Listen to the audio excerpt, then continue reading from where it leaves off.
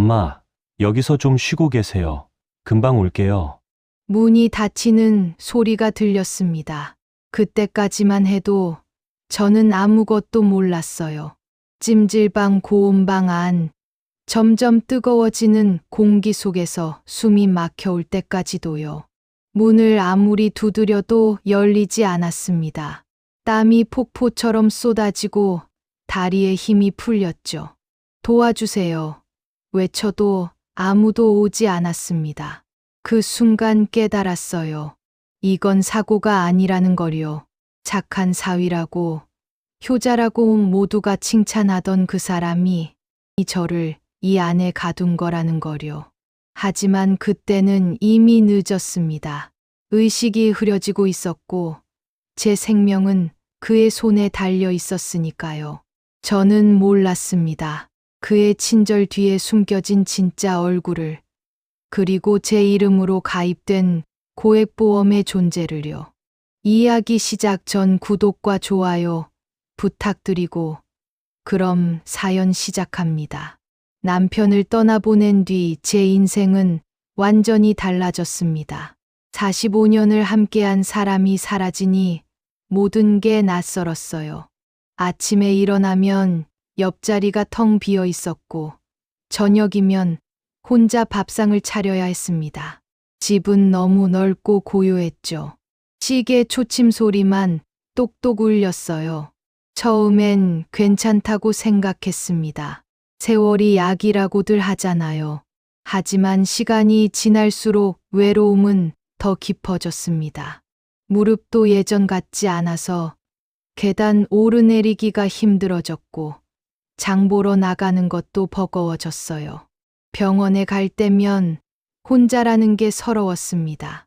대기실에 앉아 있으면 옆에는 부부가 함께 오거나 자식이 모시고 온 노인들도 많았죠. 저만 혼자였어요. 진료실에서 나와도 결과를 같이 듣고 얘기할 사람이 없었습니다. 어느 날 딸아이 주아가 전화를 했습니다. 엄마, 요즘 어때요?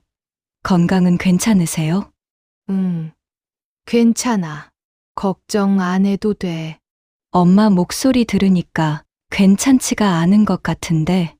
딸의 목소리에 걱정이 묻어났어요. 아니야. 엄마는 괜찮아. 바쁠 텐데 엄마 신경 쓰지 말고 내 건강이나 잘 챙겨. 하지만 딸은 며칠 뒤 직접 찾아왔습니다. 문을 열고 들어서자마자 집안을 둘러보더니 한숨을 쉬었어요. 엄마, 이렇게 혼자 계시면 안 되겠어요. 우리랑 같이 살아요. 무슨 소리야. 너희 신혼인데 어떻게. 신혼은 무슨, 결혼한 지 벌써 3년도 넘었어요. 집도 넓고 방도 여유 있어요. 딸의 말에 저는 고개를 저었습니다. 젊은 부부 사이에 늙은이가 끼어들면 불편할 게 뻔했거든요. 며느리도 아니고 장모가 들어가 살면 사위가 싫어할 거라고 생각했죠. 민재한테 물어나 봤니? 물어봤죠? 민재 씨가 먼저 그러라고 했어요. 뭐라고? 엄마 혼자 계시는 거 걱정된다고 우리랑 같이 살자고요. 딸의 말이 믿기지 않았습니다. 요즘 같은 세상에 장모를 모시겠다는 사위가 있다니요. 정말이야? 진짜예요, 엄마. 민재 씨 진심이에요. 오히려 제가 엄마 눈치 보실까봐 망설였는데 민재 씨가 적극적이었어요. 며칠 뒤 사위가 직접 전화를 했습니다. 엄마, 저희랑 같이 살아요. 혼자 계시면 불편하시잖아요. 제가 잘 모실게요.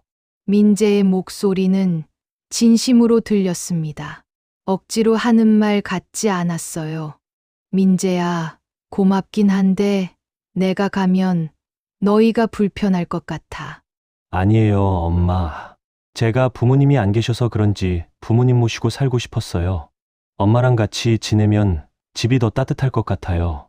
그 말에 마음이 흔들렸습니다. 결국 저는 딸네 집으로 이사를 하기로 했죠.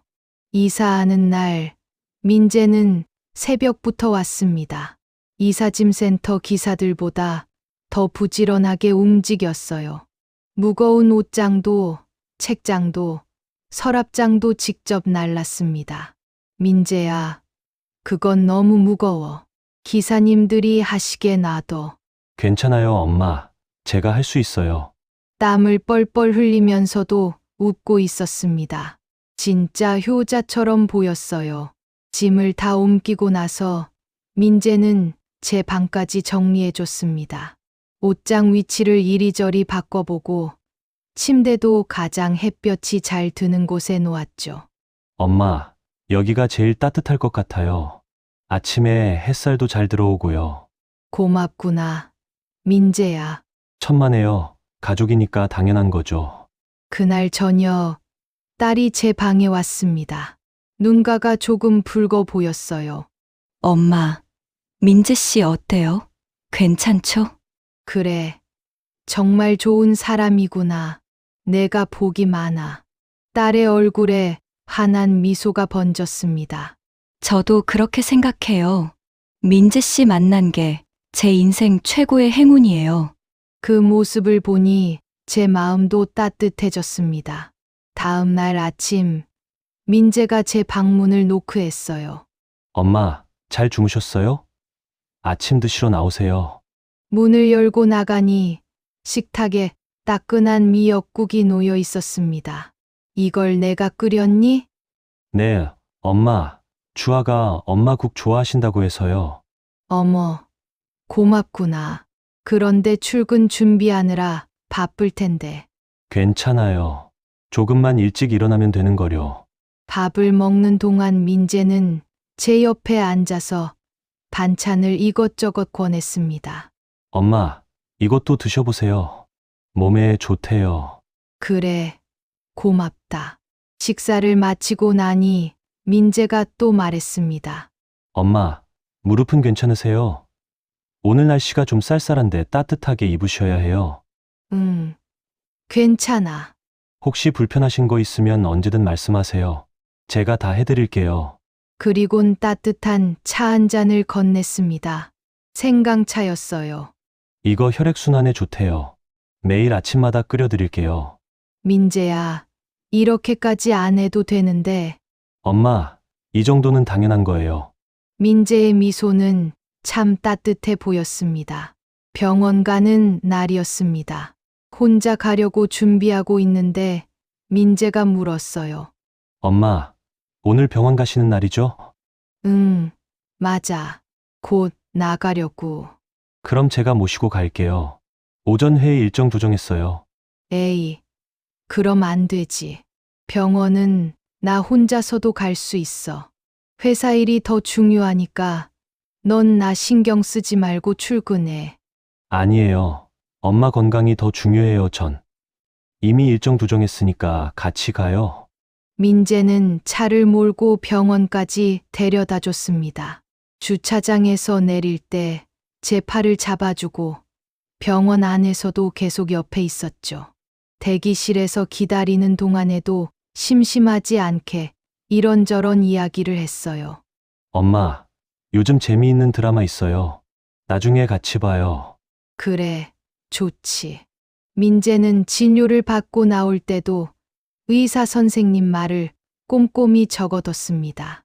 엄마, 선생님이 운동도 꾸준히 하시래요. 저랑 주말마다 같이 산책 나가요. 민재야, 넌 주말에 쉬어야지. 괜찮아요. 저도 운동해야 돼요. 약국에서 약을 받아 집에 돌아오는 길, 민재가 물었습니다. 엄마, 오늘 좀 피곤하시죠? 집에 가서 푹 쉬세요. 고맙구나. 천만에요. 이게 제가 해야 할 일인 거려. 주변 사람들의 반응은 한결같았습니다. 동네 경로당에 나가면 친구들이 물었어요. 혜선아, 요즘 안색이 좋아 보이네. 무슨 좋은 일 있어? 아니야, 별일 없어. 거짓말 뭔가 있어 보이는데 딸네 집에서 잘 지내고 있어? 응. 사위가 참 잘해줘. 그러자 친구들이 놀라는 표정을 지었습니다. 뭐? 사위가 요즘 세상에 정말이야. 아침마다 차도 끓여주고 병원도 같이 가주고. 어머, 그런 사위 어디서 구했어? 우리 사위는 명절 때나 얼굴 보는데. 혜선 씨 복 받으셨네요. 정말 부럽다. 친구들의 부러움 섞인 말에 저도 우쭐했습니다. 그러게 말이야. 처음엔 눈치 보일까봐 걱정했는데 걱정이 무색할 만큼 민재가 잘해줘. 우리 자식들은 짐 될까봐 눈치 보던데 당신은 정말 좋겠어. 집에 돌아오는 길에도 이웃 아주머니가 말했습니다. 혜선 씨, 사위가 참 효자라면서요. 온 동네에 소문났어요. 아, 그래요? 네, 사위가 잘해줘요. 요즘 같은 세상에 장모 모시는 사위가 어디 있어요. 딸이 복이 많네요. 그 말을 들을 때마다 기분이 좋았습니다. 제가 잘 키운 딸이 좋은 배우자를 만났다는 게 자랑스러웠죠. 특히 민재가 마음에 들었던 건 돈 얘기를 전혀 하지 않는다는 점이었습니다. 남편이 남겨준 집이 하나 있었어요. 시내에 있는 아파트였는데 시세가 꽤 됐습니다. 예금도 얼마간 있었고요. 딸도 알고 민재도 알 텐데 단 한 번도 재산 이야기를 꺼낸 적이 없었어요. 오히려 이렇게 말했습니다. 엄마, 돈 걱정은 하지 마세요. 제가 벌어서 다 해결할게요. 민재야, 그래도 생활비는 내가. 아니에요, 엄마. 엄마는 그냥 편히 쉬세요. 제가 다 알아서 할게요. 하지만 엄마, 저 월급 받잖아요. 충분해요. 엄마 돈은 엄마가 쓰세요. 그 말이 얼마나 든든했는지 몰라요. 자식도 아닌 사위가 이런 말을 한다는 게 감동적이었습니다. 요즘 같은 세상에 이런 사람이 있다는 게 신기할 정도였죠. 어느 날 저녁이었습니다. 제가 좋아하는 생선구이 냄새가 났어요. 부엌으로 가보니 민재가 요리를 하고 있었습니다. 민재야, 이게 뭐야? 엄마가 고등어 좋아하신다고 해서요. 퇴근길에 시장 들렀다 왔어요. 어머, 고맙구나. 이렇게까지 안 해도 되는데. 아니에요, 엄마. 좋아하는 음식 맛있게 드시면 더 건강해지실 거예요. 식탁에 앉아서 생선구이를 먹는데 정말 맛있었습니다. 간도 딱 맞고 구운 정도도 완벽했어요. 민재야, 요리 솜씨가 좋구나. 감사해요, 엄마. 엄마가 맛있게 드시니까 고등어 구운 보람 있네요. 딸이 옆에서 웃으며 말했습니다. 엄마, 민재 씨가 며칠 전부터 요리 영상 보면서 연습했어요. 뭐, 정말. 네. 엄마가 좋아하시는 음식 맛있게 만들고 싶다고요. 그 말을 듣는 순간 눈시울이 뜨거워졌습니다. 이렇게까지 신경 써주다니요. 밤이면 거실에서 딸과 민재가 이야기하는 소리가 들렸어요. 제 방문은 살짝 열어두는 편이라 대화가 조금씩 들렸습니다. 여보, 우리 엄마한테 잘해줘서 정말 고마워. 뭘, 당신 엄마이기도 하지만 내 엄마이기도 해. 요즘 사위들 중에 이렇게 하는 사람 없어. 당신 정말 대단해. 아니야. 내가 해야 할 일을 하는 것뿐이야. 그 대화를 듣는 제 마음은 따뜻했습니다. 이 집에서 환영받고 있다는 느낌, 짐이 아니라는 안도감이 들었죠. 주말이면 민재는 약속한 대로 저와 함께 산책을 나갔습니다. 엄마, 오늘 날씨 좋죠? 같이 나가요. 민재야, 넌 집에서 쉬어라. 주중에 일하느라 힘들었을 텐데. 아니에요. 저도 운동하고 싶어요. 근처 공원을 천천히 걸으며 이야기를 나눴습니다. 회사 이야기도 하고 요즘 읽는 책 이야기도 했죠. 엄마, 혹시 읽고 싶으신 책 있으세요? 제가 사다 드릴게요. 아니야, 괜찮아. 에이, 말씀해 주세요. 집에 계실 때 책도 읽고 하면 시간도 잘 가고 좋잖아요. 민재의 배려는 끝이 없었습니다. 저는 점점 더 안심했습니다. 정말 좋은 사람이구나. 딸이 배우자를 잘 만났구나. 세상에 이런 사위도 있구나. 이렇게 생각했죠. 감사한 마음뿐이었어요. 그의 눈빛 속에 뭔가 다른 것이 숨어 있다는 걸 그땐 전혀 몰랐습니다. 계산된 친절이라는 것도, 그 따뜻한 미소 뒤에 욕심이 자리 잡고 있다는 것도요. 매일 아침 끓여주던 그 차 한 잔이, 병원에 함께 가주던 그 배려가 모두 계획의 일부였다는 거요.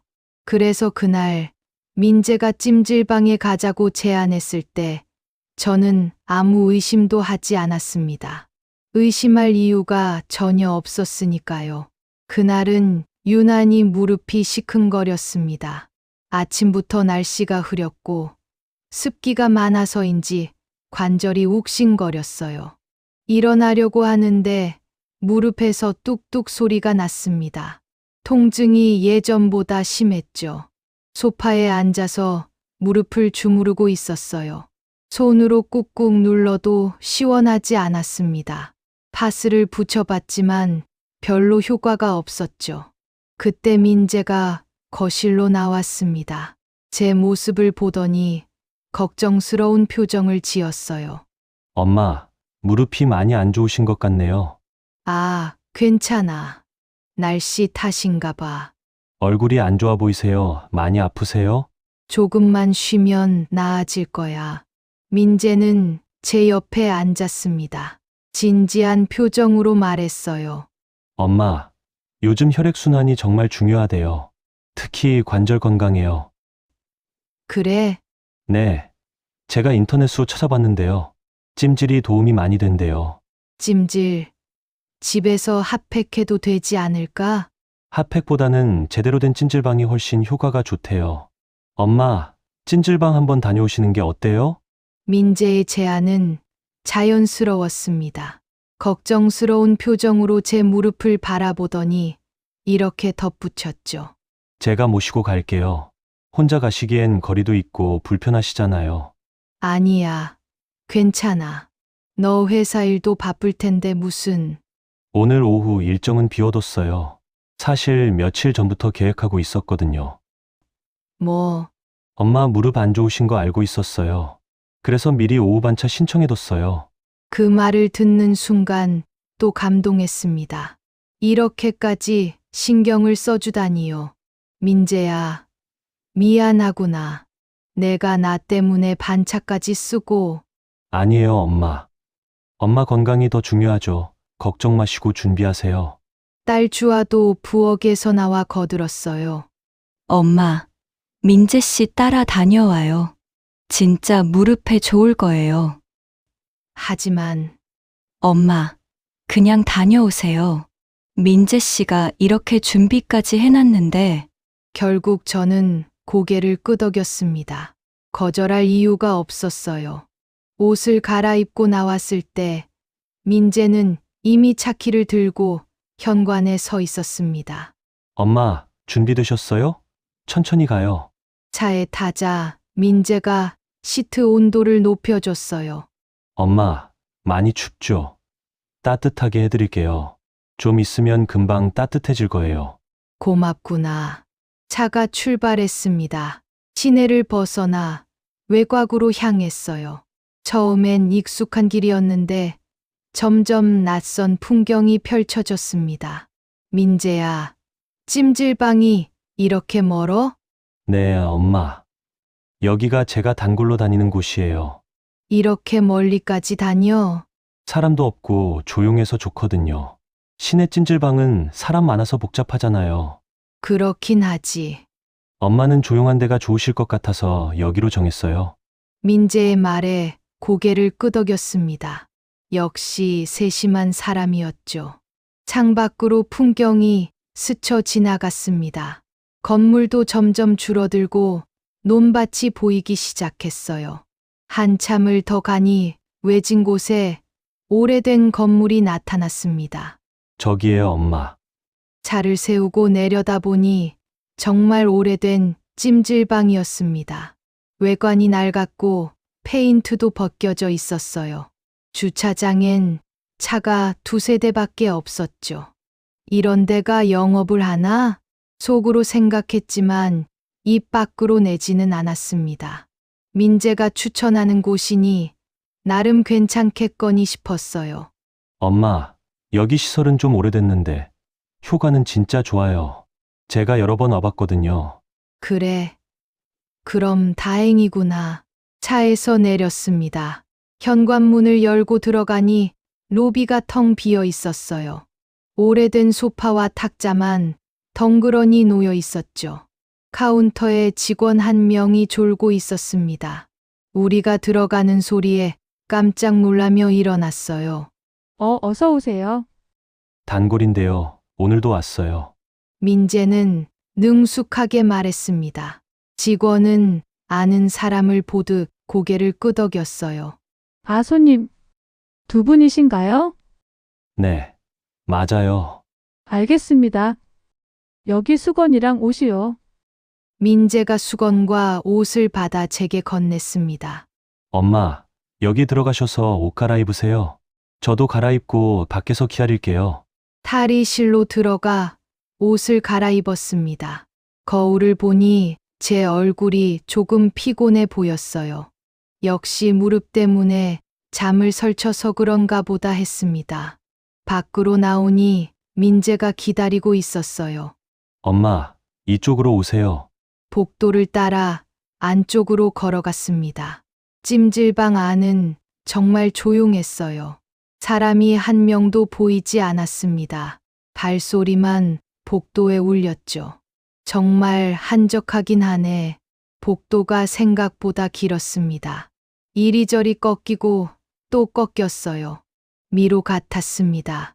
민재야, 여기 참 넓구나. 네, 엄마. 옛날에 손님이 엄청 많았었어요. 복도 끝에 작은 문이 있었습니다. 나무로 된 문이었는데 낡아 보였어요. 여기에요, 엄마. 고온방이에요. 민재가 문을 열었습니다. 뜨거운 열기가 확 밀려왔어요. 숨이 막힐 것 같았습니다. 어머, 여기 진짜 뜨겁네. 네, 여기가 제일 따뜻해요. 혈액순환에 최고예요. 안으로 들어갔습니다. 방은 생각보다 좁았어요. 한 사람이 누우면 딱 맞을 정도였습니다. 나무로 만들어진 벤치가 있고 벽면은 황토로 되어 있었죠. 공기가 무겁고 답답했습니다. 숨 쉴 때마다 뜨거운 열기가 코로 들어왔어요. 엄마, 여기 누워서 좀 쉬세요. 땀 좀 빼면 무릎이 한결 나아질 거예요. 그래, 알았어. 벤치에 누웠습니다. 열기가 온몸을 감쌌어요. 처음엔 기분이 나쁘지 않았습니다. 따뜻함이 관절 깊숙이 스며드는 느낌이었죠. 민재는 문 옆에 앉아서 핸드폰을 보고 있었어요. 민재야, 너도 좀 누워서 쉬렴. 괜찮아요, 엄마. 저는 앉아 있을게요. 시간이 조금 지났습니다. 몸에서 땀이 나기 시작했어요. 이마에, 목덜미에 땀방울이 맺혔습니다. 그때 민재가 갑자기 일어났습니다. 아, 땀이 나기 시작하니 목이 마르네요. 그래, 네, 엄마. 저 나가서 음료수 사올게요. 드시고 싶은 거 있으세요? 아니, 아무거나 괜찮아. 그럼 시원한 거 사올게요. 엄마는 여기서 편히 누워 계세요. 응, 다녀와. 금방 올게요. 땀 좀 빼고 계세요. 민재가 문을 열고 나갔습니다. 그리고 문이 닫혔습니다. 뭔가 걸리는 소리가 났어요. 저는 잠깐 고개를 들었습니다. 문 쪽을 바라봤죠. 묘한 소리였어요. 마치 자물쇠가 걸리는 것 같은 소리였습니다. 하지만 별다른 생각은 들지 않았어요. 오래된 시설이라 그런가 보다. 다시 눈을 감았습니다. 열기 속에서 몸이 나른해졌어요. 땀이 조금씩 더 많이 나기 시작했습니다. 이마에서, 등에서, 다리에서 땀방울이 맺혔죠. 얼굴이 화끈거렸습니다. 땀이 제법 나네. 시간이 얼마나 지났을까요? 점점 공기가 더 뜨거워지는 것 같았습니다. 숨 쉴 때마다 목이 따가웠어요. 입안이 바짝 말랐습니다. 민재가 음료수 사러 갔는데 좀 오래 걸리네. 자리에서 일어나 앉았습니다. 땀이 줄줄 흘렀어요. 등을 타고 땀이 흘러내렸고 얼굴에서도 계속 땀이 났습니다. 심장이 빠르게 뛰었어요. 두근두근 소리가 귓가에서 울렸죠. 너무 덥네. 조금 나가 있어야겠어. 문을 열고 나가야겠다고 생각했습니다. 복도에서 잠깐 쉬었다 들어오면 될 거라고 생각했죠. 벤치에서 일어났습니다. 다리가 조금 휘청거렸어요. 어지러웠습니다. 문 쪽으로 걸어갔습니다. 손잡이를 잡고 밀었어요. 그런데 문이 열리지 않았습니다. 다시 한번 밀었습니다. 힘을 줘서 밀어봤죠. 꿈쩍도 하지 않았습니다. 당황스러웠어요. 손잡이를 돌려보고 당겨도 보고 흔들어도 봤습니다. 문은 완전히 잠긴 것처럼 움직이지 않았죠. 왜 안 열리지? 고장 난 건가? 양손으로 힘껏 밀어봤습니다. 어깨로도 밀어봤어요. 하지만 문은 열리지 않았습니다. 불안감이 스멀스멀 올라왔어요. 민재야! 민재야! 소리쳤습니다. 문을 두드렸어요. 대답이 없었습니다. 여기 사람 있어요. 문 좀 열어주세요. 목소리가 떨렸습니다. 계속 문을 두드렸지만 아무 반응이 없었죠. 방 안의 열기는 점점 더 뜨거워졌습니다. 공기가 무거웠어요. 숨쉬기가 힘들어지기 시작했습니다. 땀이 폭포처럼 쏟아졌습니다. 옷이 흠뻑 젖었어요. 치아가 조금씩 흐려졌습니다. 아니야. 진정해. 민재가 금방 올 거야. 스스로를 다독였습니다. 분명 음료수 사러 갔을 거야. 조금만 기다리면 올 거야. 하지만 시간이 지나도 민재는 오지 않았습니다. 공포가 조금씩 커지기 시작했습니다. 온몸이 땀으로 범벅이 되었습니다. 옷은 물에 빠진 것처럼 흠뻑 젖어 있었고 머리카락에서도 땀이 뚝뚝 떨어졌어요. 숨을 쉴 때마다 뜨거운 공기가 목구멍을 태웠습니다. 가슴이 답답했어요. 심장이 미친 듯이 뛰었죠. 두근두근 소리가 머릿속에서 울렸습니다. 다시 문을 두드렸습니다. 도와주세요. 여기 사람 있어요. 주먹으로 문을 쾅쾅 쳤어요. 손바닥이 아팠지만 계속 두드렸습니다. 누구 없어요? 제발 문 좀 열어주세요. 목소리는 점점 작아졌습니다. 기력이 빠져나가는 게 느껴졌어요. 머리가 어지러웠습니다. 시야가 흐려지더니 눈앞이 하얗게 변했어요. 다리에 힘이 풀렸습니다.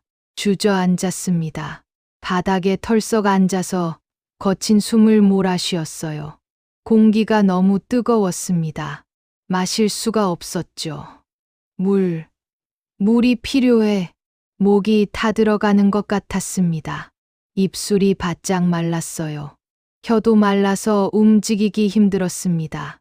민재는 어디 간 거야? 왜 안 오는 거지? 시계를 봤습니다. 얼마나 지났을까요? 30분, 1시간. 시간 감각이 없었어요. 훨씬 더 오래 지난 것 같았습니다. 이상하네. 음료수 사는데 이렇게 오래 걸리나. 불안감이 의심으로 바뀌기 시작했습니다. 설마 나를 여기 두고 간 건? 그 생각이 머릿속에 스치는 순간 고개를 세차게 저었어요. 아니야. 그럴 리 없어. 민재는 그런 사람이 아니야. 민재의 얼굴이 떠올랐습니다. 아침마다 차를 끓여주던 모습. 병원에 함께 가던 모습. 웃으며 엄마라고 부르던 모습이 스쳐 지나갔죠. 민재가 나한테 잘해준 게 얼마나 많은데 날마다 챙겨주고 신경 써주고 효자처럼 대해줬잖아. 그래요. 민재는 착한 사람이었습니다. 모두가 인정하는 효자 사위였죠. 설마 그런 사람이 나를 일부러 여기에 가둘 리가 없어. 하지만 문은 열리지 않았습니다. 시간이 지날수록 열기는 더 강해졌어요. 숨쉬기가 점점 더 힘들어졌습니다. 다시 일어나려고 했습니다. 벽을 짚고 겨우 몸을 일으켰어요. 다리가 후들거렸습니다. 문으로 비틀거리며 걸어갔습니다. 다시 손잡이를 잡고 힘껏 밀었어요. 제발, 제발 열려라. 문은 꿈쩍도 하지 않았습니다. 귀를 문에 갖다 댔습니다. 밖에서 소리가 들리나 싶어서요. 조용했습니다. 아무 소리도 들리지 않았어요. 민재야, 민재야, 어디 있니? 작은 목소리로 불렀습니다. 대답은 없었죠. 다시 주저앉았습니다. 등을 문에 기댄 채 바닥에 앉았어요. 왜 안 오는 거야? 대체 뭘 하고 있는 거야? 눈물이 났습니다. 뜨거운 눈물이 뺨을 타고 흘러내렸어요. 무서웠습니다. 이렇게 갇혀 있다는 게, 아무도 오지 않는다는 게 무서웠죠. 혹시 정말로 그 생각을 하고 싶지 않았습니다. 하지만 의심은 점점 커졌어요. 아니야, 민재는 그럴 사람이 아니야. 분명 뭔가 사정이 있을 거야. 스스로를 설득하려고 했습니다. 문이 고장 난 거야. 낡은 시설이라 문이 잠긴 거야. 민재도 밖에서 열려고 애쓰고 있을 거야. 그렇게 믿고 싶었습니다. 하지만 시간이 흐를수록 그 믿음은 흔들렸어요. 30분이 지났습니다. 아니, 40분쯤 됐을까요? 정확히 알 수 없었어요. 몸 상태가 점점 나빠졌습니다. 호흡이 가빠졌고 가슴이 답답했어요. 심장이 불규칙하게 뛰었습니다. 이러다 정말 큰일 나는 거 아니야? 공포가 밀려왔습니다. 여기서 이렇게 그 생각을 하자 온몸에 소름이 돋았어요. 다시 문을 두드렸습니다. 힘이 없어서 소리가 크지 않았죠. 도와주세요, 제발. 누구 없어요? 목소리가 떨렸습니다. 울먹이는 소리였어요. 그때였습니다. 복도에서 발소리가 들렸어요. 민재다. 반가움에 소리쳤습니다. 민재야, 여기야. 문이 안 열려. 하지만 발소리는 멀어졌습니다. 다른 방향으로 가는 것 같았어요. 잠깐만. 여기요. 여기 사람 있어요. 있는 힘을 다해 소리쳤습니다. 주먹으로 문을 쾅쾅 쳤어요. 발소리가 멈췄습니다. 그리고 다시 가까워졌어요. 오고 있어. 누군가 오고 있어. 희망이 보였습니다. 문 앞에서 발소리가 멈췄어요. 여기요. 문이 안 열려요. 도와주세요. 잠시 침묵이 흘렀습니다. 그리고 누군가 문을 만지는 소리가 났어요. 손잡이를 돌리는 소리였습니다. 열어줘. 제발 열어줘. 하지만 문은 열리지 않았습니다. 밖에서 누군가 말했어요. 이상하네. 문이 잠겨 있네요. 잠깐만 기다리세요. 낯선 목소리였습니다. 민재가 아니었어요. 찜질방 직원 같았습니다. 빨리 좀 열어주세요. 제발. 네, 지금 열쇠 가지러 갈게요. 잠깐만 기다리세요. 발소리가 멀어졌습니다. 저는 그 자리에 주저앉았어요. 온몸에 힘이 빠졌습니다. 살았다. 이제 나갈 수 있어. 안도감이 밀려왔습니다.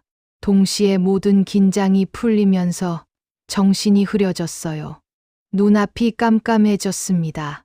의식이 멀어져 갔어요. 마지막으로 들린 건 문이 열리는 소리였습니다. 어머! 여기 사람이! 그리고 저는 쓰러졌습니다. 눈을 떴을 때 하얀 천장이 보였습니다. 여기가 어디지? 머리가 멍했어요. 몸을 움직이려고 하니 팔에 뭔가 꽂혀 있었습니다. 링거였죠. 엄마, 정신이 드세요? 딸의 목소리가 들렸습니다. 고개를 돌려보니 딸이 침대 옆에 앉아 있었어요. 얼굴이 새빨개져서 울었던 흔적이 역력했습니다. 여기가 병원이니? 네, 엄마. 찜질방에서 쓰러지셔서 응급실로 옮겨졌어요. 그랬구나. 기억이 조금씩 돌아왔습니다.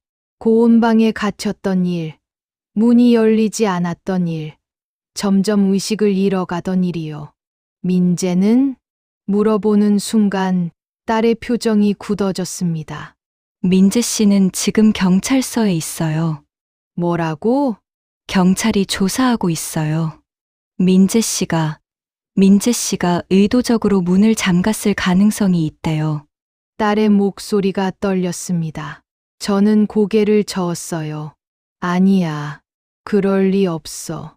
민재가 왜? 분명 문이 고장 난 거야. 엄마, 정말이야. 민재는 그런 사람이 아니야. 착한 사람이잖아. 딸은 대답하지 않았습니다. 그저 고개를 떨구고 있었죠. 며칠 뒤 경찰이 병실로 찾아왔습니다. 정혜선 씨, 몸은 좀 괜찮으세요? 네, 많이 나아졌어요. 몇 가지 여쭤봐도 될까요? 네, 그러세요. 경찰은 수첩을 꺼냈습니다. 그날 상황을 자세히 말씀해 주시겠어요? 저는 기억나는 대로 말했습니다. 민재가 찜질방에 가자고 한 것, 고온방에 들어간 것, 민재가 음료수 사러 나간 것, 그리고 문이 열리지 않았던 것까지요. 박민재 씨가 나가기 전에 뭐라고 말했나요? 음료수 사러 간다고 했어요. 금방 온다고요. 그 후에 얼마나 시간이 지났을까요? 정확히는 모르겠어요. 한 시간, 아니, 더 됐을 수도 있어요. 경찰은 고개를 끄덕이며 뭔가 적었습니다. 정혜선 씨, 혹시 박민재 씨와 사이가 안 좋았던 적 있으세요? 아니요, 전혀요. 민재는 저한테 정말 잘해줬어요. 재산 문제로 다툰 적은요? 그런 적 없어요. 민재는 돈 얘기를 한 번도 안 했어요. 경찰은 잠시 망설이더니 말했습니다. 정혜선 씨, 혹시 최근에 보험 가입하신 적 있으세요? 보험. 아니요, 없는데요. 정말요? 본인 명의로 가입된 보험이 없으세요? 네. 옛날에 가입한 것만 있어요. 최근엔 없어요. 경찰은 다시 수첩을 들여다봤습니다. 정혜선 씨 명의로 한 달 전에 고액 사망보험이 가입됐습니다. 뭐라고요? 깜짝 놀랐습니다. 저는 보험을 가입한 적이 없었어요. 보험금이 5억 원입니다. 그리고 수익자는 박민재 씨로 되어 있어요. 순간 머릿속이 하얘졌습니다. 그럴 리가 제가 그런 거 가입한 적 없어요. 본인 동의 없이 가입됐을 가능성이 높습니다. 서류를 확인해 보니 서명이 위조된 것으로 보여요. 위조라고요? 네. 현재 박민재 씨를 조사하고 있습니다. 경찰이 나간 후 저는 멍하니 앉아 있었습니다. 보험 5억 원. 수익자가 민재? 이해할 수 없었어요. 민재가 왜 그런 걸 했을까요? 설마 정말로? 머릿속이 복잡했습니다. 생각하고 싶지 않은 일들이 떠올랐어요. 며칠 후 경찰서에서 연락이 왔습니다. 민재를 조사한 결과를 알려준다고 했죠. 딸과 함께 경찰서에 갔습니다. 형사가 저희를 맞이했어요. 정혜선 씨, 앉으세요. 네. 형사는 진지한 표정으로 말했습니다. 박민재 씨, 조사 결과를 말씀드리겠습니다. 네. 말씀하세요. 먼저 찜질방 CCTV를 확인했습니다. 형사가 노트북을 돌려서 보여줬어요. 화면에는 민재와 제가 찜질방에 들어가는 모습이 나왔습니다. 여기 보시면 박민재 씨가 정혜선 씨를 모시고 들어갑니다. 화면이 이어졌어요. 복도를 지나 고온방으로 들어가는 모습이 나왔습니다. 그리고 여기 15분 후에 박민재 씨 혼자 나옵니다. 화면 속 민재는 고온방에서 나와 복도를 걸어갔어요. 그리고 카운터 쪽으로 향했습니다. 박민재 씨는 처음엔 카운터 근처에 있었습니다. 그런데 여기 보세요. 화면이 바뀌었습니다. 민재가 탈의실로 들어가는 모습이 나왔어요. 15분쯤 지나서 박민재 씨는 옷을 갈아입고 주차장 쪽으로 갑니다. 뭐라고요? 찜질방 밖으로 나가는 모습까지 포착됐습니다. 믿을 수 없었습니다. 그럼 민재가 날 두고 나간 거예요? 그렇게 보입니다. 그런데 주차장까지 갔다가 다시 돌아옵니다. 5분 후에 다시 찜질방 안으로 들어왔어요. 화면에는 민재가 다시 찜질방으로 들어오는 모습이 나왔습니다. 왜 다시 들어온 거죠? 그건 저희도 궁금해서 박민재 씨를 신문할 때 물어봤죠. 뭐라고 했어요? 차에 핸드폰을 두고 와서 가지러 갔다 왔다고 합니다. 그럼 음료수는요? 음료수 사러 갔다고 했잖아요. 형사가 고개를 저었습니다. 찜질방 직원 증언에 따르면 박민재 씨는 음료수를 산 적이 없습니다. 그럼 거짓말을 한 거예요? 그렇습니다. 딸이 옆에서 작게 흐느꼈습니다. 형사는 계속 말했어요.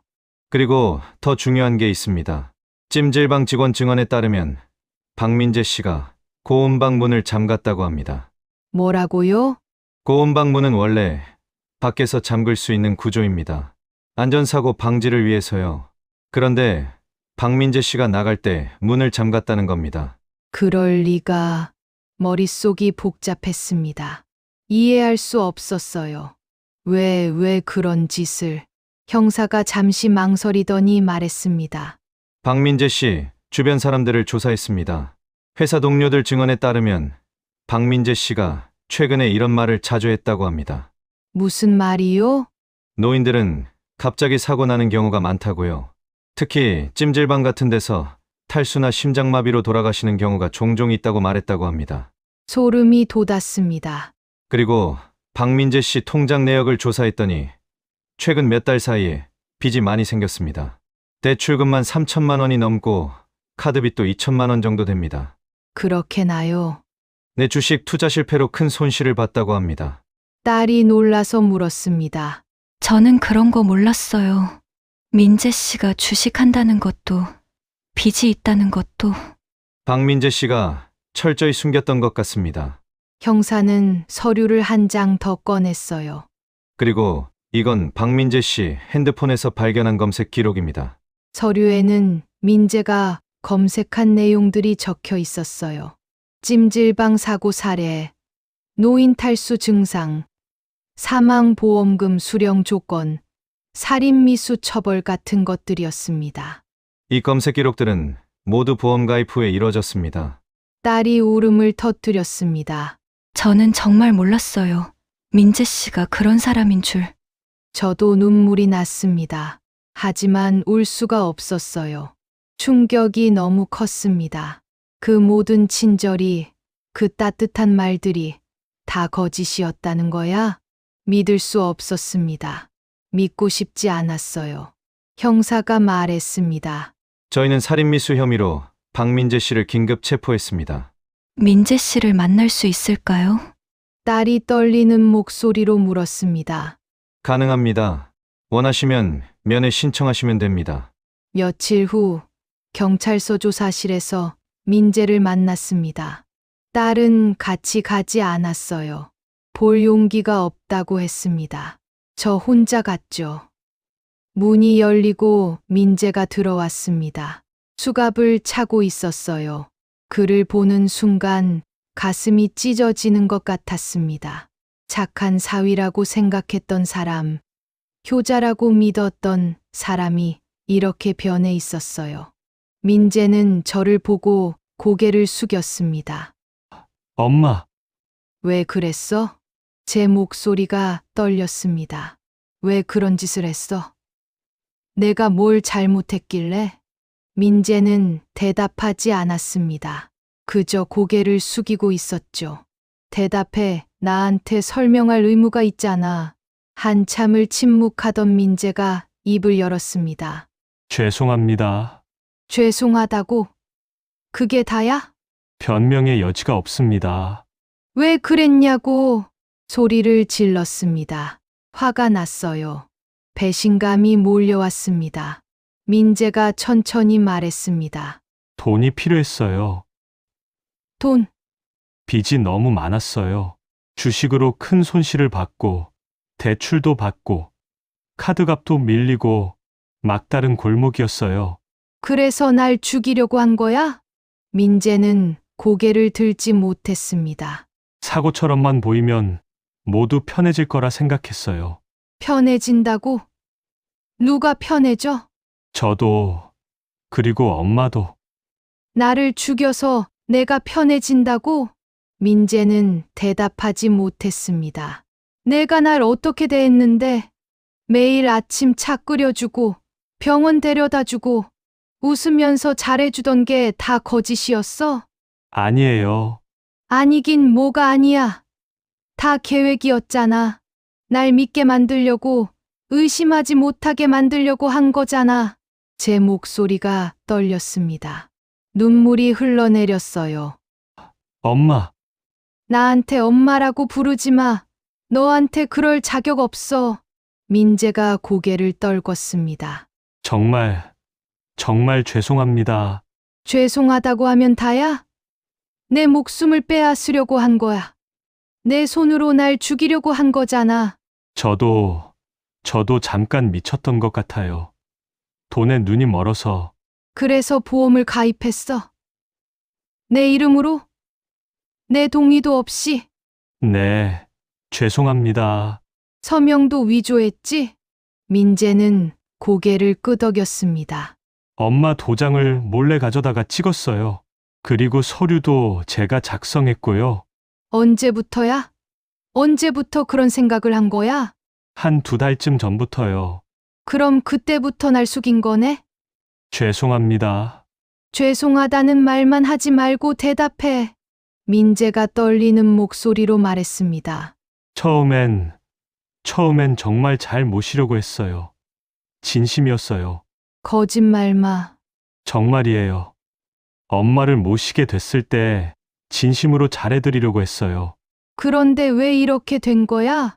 빚이 점점 불어났어요. 감당할 수 없을 만큼요. 매일 독촉 전화가 왔고 회사 사람들한테 들킬까봐 두려웠어요. 그래서 날 죽이기로 한 거야? 민재는 고개를 숙였습니다. 어느 날 우연히 보험 광고를 봤어요. 고액 사망 보험이라고요. 그때 머릿속에 생각이 스쳐 지나갔어요. 만약 엄마가 돌아가시면. 더 이상 듣고 싶지 않아. 일어서려고 했습니다. 하지만 민재가 말했어요. 엄마, 한 가지만 알아주세요. 뭘? 엄마한테 했던 모든 게 거짓은 아니었어요. 처음엔 정말 진심이었어요.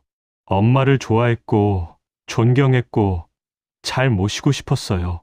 그게 무슨 소용이야? 결국엔 날 죽이려고 했잖아. 죄송합니다. 정말 죄송합니다. 민재는 울고 있었습니다. 하지만 저는 동정심이 들지 않았어요.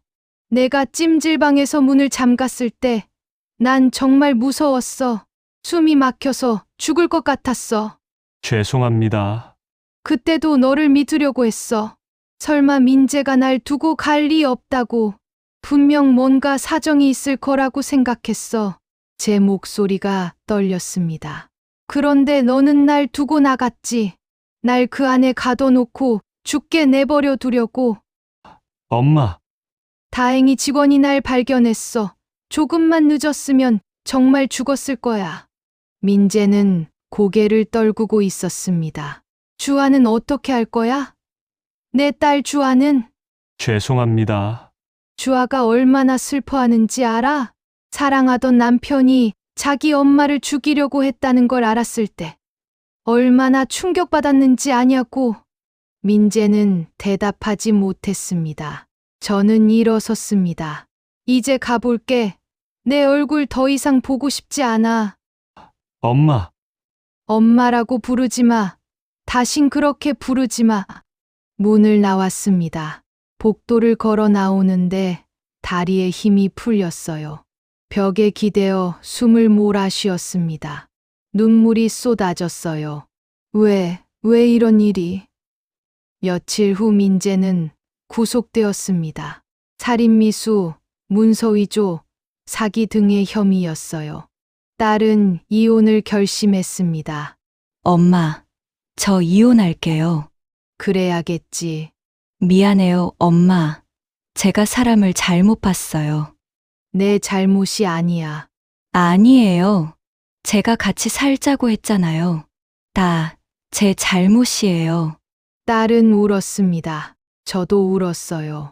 서로 한참을 안고 울었습니다.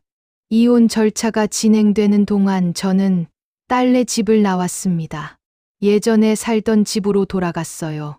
혼자 사는 게 나았습니다. 딸은 자주 찾아왔어요. 괜찮냐고, 불편한 건 없냐고 물었습니다. 엄마, 제가 자주 올게요. 엄마 혼자 두지 않을게요. 괜찮아. 넌 내일 챙겨. 아니에요. 제가 엄마 잘 챙길 거예요. 딸의 모습에서 미안함과 죄책감이 느껴졌습니다. 주하야, 내 잘못이 아니야. 하지만 누구도 예상하지 못했어. 민재가 그런 사람인 줄 누가 알았겠니? 그래도 제가 더 주의 깊게 봤어야 했어요. 이제 지난 일이야. 우린 앞으로 나아가야 해. 시간이 흘렀습니다. 재판이 열렸고 민재는 징역 10년을 선고받았습니다. 살인미수로는 7년, 사기와 문서위조로 3년이었어요. 재판정에서 민재를 마지막으로 봤습니다. 그는 고개를 숙이고 있었어요. 제 눈을 마주치지 못했습니다. 판사가 물었습니다. 피고인, 마지막으로 할 말 있습니까? 민재가 일어났습니다. 떨리는 목소리로 말했어요. 엄마께 정말 죄송합니다. 변명의 여지가 없습니다. 평생 죄책감을 안고 살겠습니다. 그뿐이었습니다. 재판이 끝나고 법정을 나왔습니다. 딸이 제 손을 잡았어요. 엄마, 이제 다 끝났어요. 그래, 이제 끝이구나. 집으로 돌아오는 길, 창밖을 바라봤습니다. 사람들이 오가고 차들이 지나갔어요. 세상은 여전히 돌아가고 있었습니다. 나도 계속 살아가야겠지. 힘들었지만 포기할 순 없었어요. 그로부터 1년이 지났습니다. 저는 여전히 혼자 살고 있어요. 딸은 일주일에 2~3번 찾아옵니다. 처음엔 힘들었습니다. 밤마다 악몽을 꿨어요. 고운 방에 갇힌 꿈, 문이 열리지 않는 꿈, 숨이 막혀 죽어가는 꿈을요. 하지만 시간이 지나면서 조금씩 나아졌습니다. 상담도 받았어요. 트라우마 치료를 위해서요. 상담사 선생님이 도움이 많이 됐습니다. 혜선 씨 많이 좋아지셨네요. 그런가요? 네, 처음 오셨을 때보다 표정이 훨씬 밝아지셨어요. 노력하고 있어요. 이겨내려고요. 잘하고 계세요. 계속 이렇게 하시면 됩니다. 경로당에도 다시 나가기 시작했습니다. 친구들이 반겼어요. 혜선아, 오랜만이네. 어떻게 지냈어? 그럭저럭. 많이 힘들었겠다. 그 일 있고 나서. 괜찮아. 이젠 많이 나아졌어. 친구들과 이야기를 나누며 웃었습니다. 차를 마시고 화투도 쳤어요. 일상이 돌아왔습니다. 어느 날 딸이 찾아왔습니다. 엄마, 저 새 직장 구했어요. 정말 축하한다. 고마워요. 엄마, 이제 다시 시작하려고요. 그래, 잘했어. 넌 아직 젊잖아. 얼마든지 새로 시작할 수 있어. 딸의 얼굴에 미소가 번졌습니다. 엄마도 힘내세요. 우리 둘 다 이겨낼 거예요. 그럼, 당연하지. 저는 딸의 손을 잡았습니다. 주아야, 한 가지 배운 게 있어. 뭔데요? 사람의 마음은 말이 아니라 행동으로 봐야 한다는 거. 딸이 고개를 끄덕였습니다. 맞아요, 엄마. 저도 배웠어요. 민재는 말은 달콤했어. 하지만 속마음은 달랐지. 겉으로 드러난 친절 뒤에 뭐가 숨어 있는지 알아야 해. 네, 엄마. 이젠 조심할게요. 그래야지. 우린 더 단단해져야 해. 그날 이후 저는 달라졌습니다. 사람을 대할 때 더 신중해졌어요.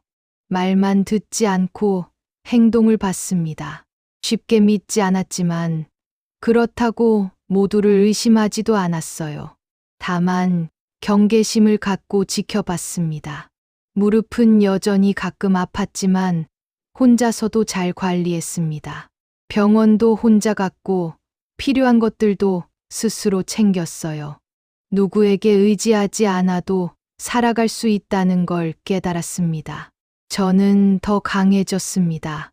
그 끔찍한 경험이 저를 무너뜨리지 못했어요. 오히려 단단하게 만들었습니다. 이제 저는 압니다. 진짜 선함이 무엇인지, 진심이 무엇인지요. 그리고 제 자신을 지키는 게 얼마나 중요한지도요. 어느 날 저녁, 혼자 차를 마시며 창밖을 바라봤습니다. 해가 지고 있었어요. 노을이 아름다웠습니다. 나도 이렇게 살아가는구나. 고비를 넘기고 상처를 치유하고 다시 일어서서요. 인생은 계속됩니다. 힘든 일이 있어도 배신을 당해도 상처를 받아도요. 저는 살아갑니다. 더 조심하면서 더 지혜롭게, 더 단단하게요. 그게 제가 배운 것입니다. 그날 문이 안에서 닫혔던 그 순간부터요. 오늘의 사연 어떠셨나요? 사연 주인공이나 그 외 등장인물들에게 전할 말씀이 있으시다면 언제든 댓글로 편하게 전해주시고 여러분의 마음에 작은 위로와 공감이 스며드셨다면 구독과 좋아요 부탁드립니다. 여러분들 주변에 이 사연으로 위로가 되실 분들이 계시다면 공유해 주시는 것도 좋을 듯 합니다. 귀한 시간 내어 바람이 가는 길에 동행해 주셔서 감사드리고 늘 건강만 하시길 바랍니다. 감사합니다.